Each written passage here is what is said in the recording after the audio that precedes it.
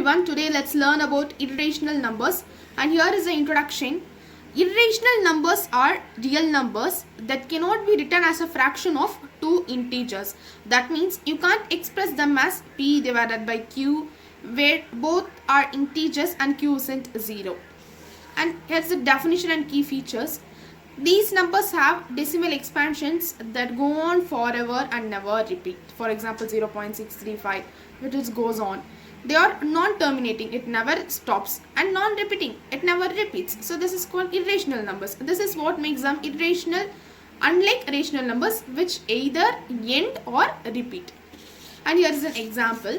Common examples include pi, which starts as 3.1457. It never stops and never ends. Non-terminating and non-repeating, and continues endlessly. And square root of 2, which is approximately 1.4.41213 goes on. And square root of a non-perfect square like root 3 or root 5 is also is irrational number, because root 4 is 2, but root 3 is it's 1.73 somewhat. So it is non-perfect square, also it's said to be an irrational number.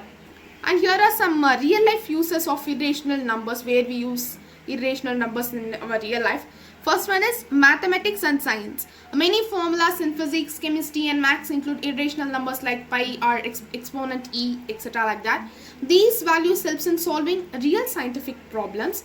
And second real life example is construction and design. Architects and engineers use square roots like root 3, root 5 while designing sloped roofs, ramps or diagonal supports. These roots are often irrational and give precise length. And here is a quick tip.